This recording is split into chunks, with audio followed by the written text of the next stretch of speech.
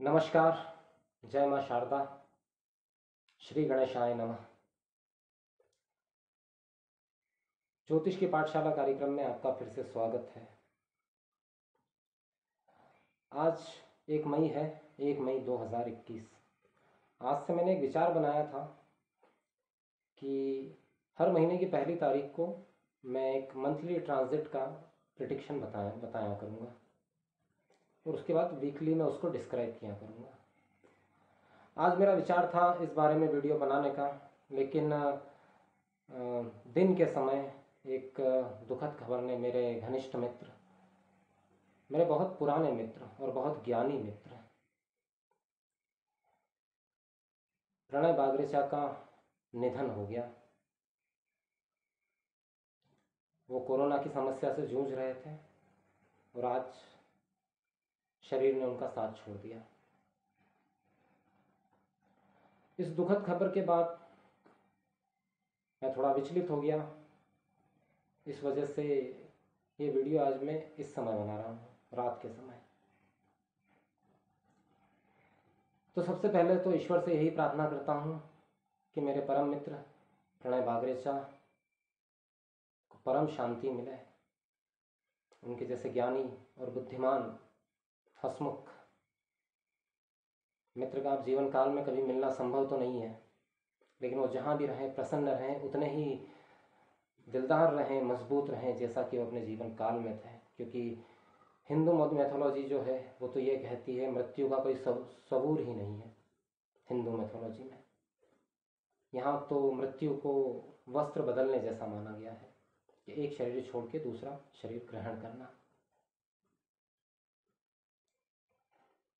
तो इस आशा, इस उम्मीद और इस प्रार्थना के साथ कि प्रणय बागरेचा एक नए सफ़र और एक आने वाले नए समय की तरफ आगे बढ़े, मेरी परम श्रद्धांजलि मेरे उस मित्र को जिसकी कमी कभी पूरी नहीं हो पाएगी। अब बात करते हैं ज्योतिष की।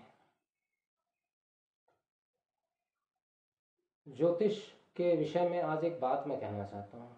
सबसे पहले तो इससे पहले कि मैं कुछ प्रेडिक्शन करूँ कुछ राशियों का, उससे पहले मैं एक बात कहना चाहता हूँ कि कई लोग ये कहते हैं कि जैसे ये मेरे मित्र जो हैं कि मृत्यु संबंधित खबर क्यों नहीं मिल पाती।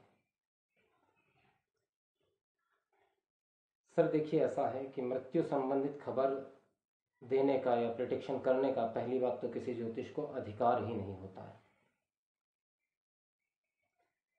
जिन्होंने भी ज्योतिष वैदिक रीति से सीखा है उनको ये चीज़ अच्छे से पता है कि मृत्यु का प्रेडिक्शन नहीं किया जाता है। मृत्यु का प्रेडिक्शन करना उस परम सत्ता का अपमान माना जाता है।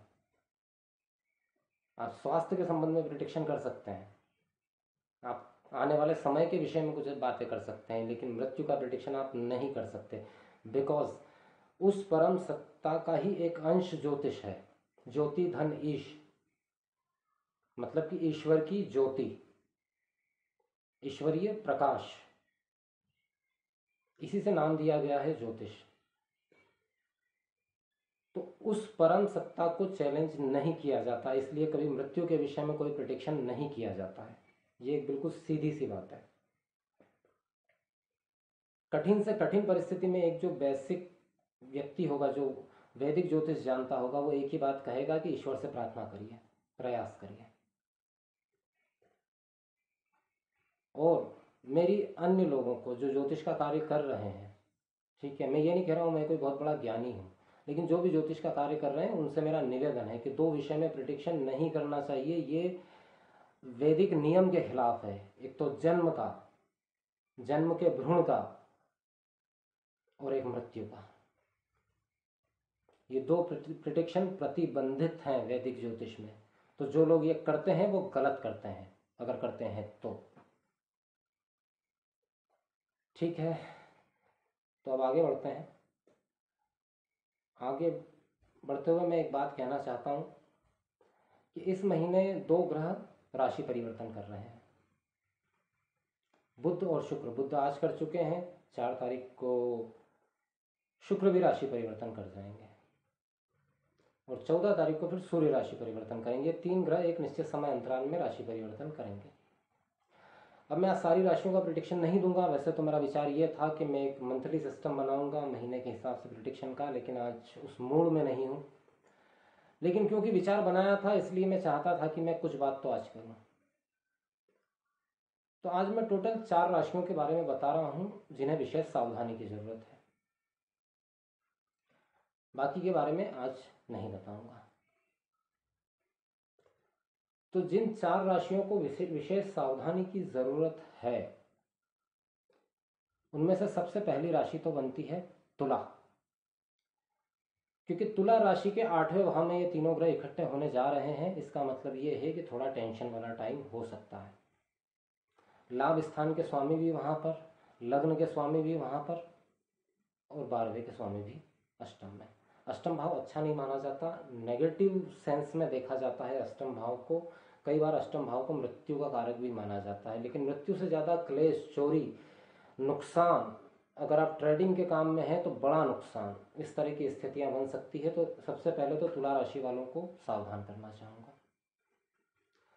तुला राशि के बाद अगर हम बात करें दूसरी राशि बनती है मीन। माफ कीजिएगा, मीन नहीं, दूसरी जो राशि बनती है वो बनती है धनु। धनु राशि के 6ठे भाव में इन सभी ग्रहों, तीनों ग्रहों का ट्रांजिट होने जा रहा है महीने के अलग अलग समय पे। 3 ग्रहों का अब रोग भाव के अंदर सूर्य का मौजूद होना तो अच्छा है, स्वास्थ्य के लिए अच्छा है, लेकिन वहां पे शुक्र और बुध की मौजूदगी आपको कार्य से विमुख कर सकती है। तो कार्य आप कर रहे हैं उसमें डिस्टर्बेंस कर सकती है। आपके वर्क प्लेस पर आपके विरोधी पैदा हो सकते हैं, अनचाहे शत्रु परेशान कर सकते हैं जिनसे आपकी सीधे सीधे कोई दुश्मनी भी नहीं। इस तरह के लोगों के साथ में आपके विवाद हो सकते हैं। तो इस बात का विशेष ख्याल रखें। धनु राशि वालों के साथ ये समस्या हो सकती है। अब चौथी जो राशि है वो है मिथुन। मिथुन राशि वालों के लिए ये समय समस्या वाला हो सकता है। कोशिश करें यात्रा ना करनी पड़े, क्योंकि यात्रा में चोट, एक्सीडेंट, स्वास्थ्य खराब होना, चोरी हो जाना, इस तरह की स्थितियां बन सकती है। अगर कोई कोर्ट केस चल रहा था तो उस संबंध में विवाद हो सकता है। हालांकि जीतने के आसार दिख रहे हैं, लेकिन विवाद करके जीतना थोड़ा टेंशन वाला समय रह सकता है। स्पेशली 14 तारीख के बाद में और ज़्यादा टेंशन वाला समय रह सकता है। तो इनको थोड़ा सा सावधानी की ज़रूरत है मिथुन राशि वालों को। एक राशि और है, वो है कुंभ। कुंभ राशि के 4थे भाव में इन 3 ग्रहों का गोचर हो रहा है जा रहा है। तो कुछ चीज़ों के लिए तो अच्छा है, लेकिन 2 चीज़ों के लिए सबसे ज़्यादा खराब है। एक तो पारिवारिक कलह और दूसरा व्यर्थ व्यय, नुकसान, पैसे का नुकसान, व्यर्थ का नुकसान, बिना किसी काम का नुकसान। तो आज मैं विशेष रूप से इस महीने में इन 4 राशि वालों को सावधान करना चाहूँगा। बाकी राशियों का प्रिडिक्शन भी, बाकी पूरी 12 राशियों का प्रिडिक्शन मैं कल आपको इस दौरान बताऊंगा। वैसे वो बताना तो आज ही चाहिए था, लेकिन आज कुछ मूड वैसा नहीं रहा। दूसरा एक बात और कहना चाहूँगा कि वर्तमान में जो परिदृश्य चल रहा है, परिस्थिति चल रही है कोरोना की, कोरोना महामारी चारों तरफ फैली हुई है। अब ट्रीटमेंट कैसा चल रहा है, क्या सत्य है क्या असत्य है, ये कहना तो मुश्किल है, लेकिन फिर भी मैं ऐसा मानता हूं कि प्रशासन की तरफ से जो सहयोग मिलना चाहिए शायद वो नहीं मिल रहा है। तो मुझे आचार्य चाणक्य की एक पंक्ति याद आती है। आचार्य चाणक्य कहते थे कि अगर राज सत्ता या प्रशासन आपका सहयोग नहीं कर रहा हो तो व्यक्ति अगर सब एक दूसरे का सहयोग करने लगे और समय आने पर, परिस्थितियां बदलने पर राज सत्ता को जवाब दे सके कि तुमने विपरीत समय में साथ नहीं दिया था जनता का। तो इस समय में मैं यही आशा करता हूं कि हर व्यक्ति जितना हो सके सहयोग करे।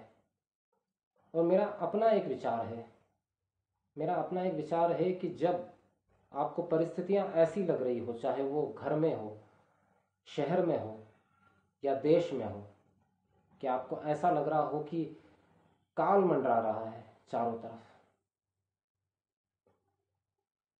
तो काल को काटने वाली सिर्फ एक देवी है, वो है माँ कालिका, जो काल को काटने की ताकत रखती है।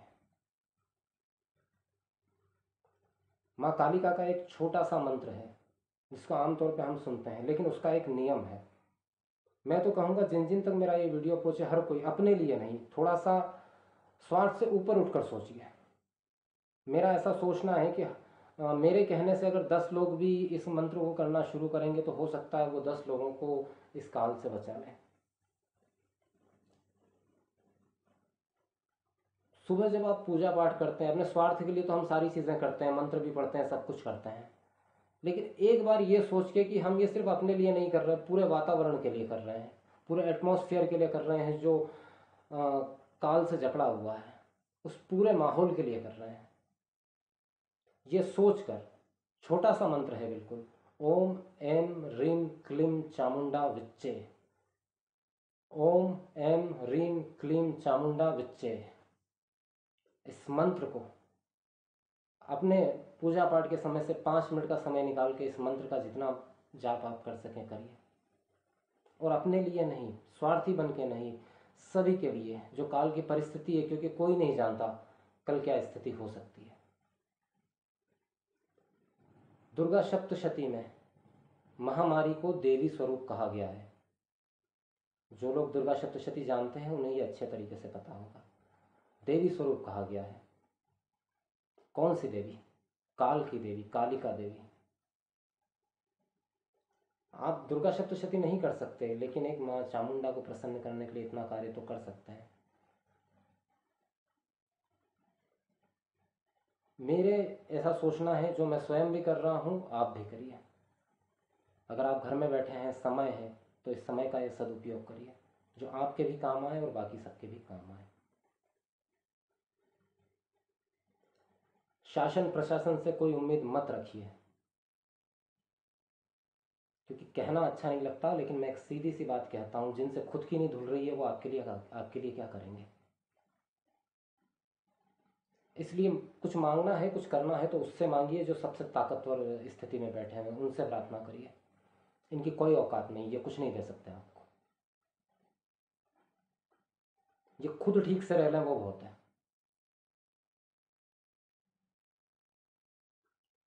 और जो इनकी औकात ही नहीं, वो कहाँ से देंगे ये आपको। इसलिए उस परम शक्ति माता रानी से प्रार्थना करिए, सभी के लिए, सिर्फ अपने लिए नहीं, सभी के लिए, सार्वभौमिक रूप से। यही मैं आशा करता हूँ। मैं स्वयं भी ये कर रहा हूँ, आप भी करिए। इसी के साथ आज के इस वीडियो में शब्दों को यहीं विराम देना चाहूँगा। आज ज्योतिषी चर्चा मैंने ज़्यादा नहीं की, क्योंकि मैं उस मूड में नहीं था। कल मैं 12 राशियों का पूर्ण प्रेडिक्शन इस विषय में बताऊंगा। जय माँ कालिका, जय माँ शारदा।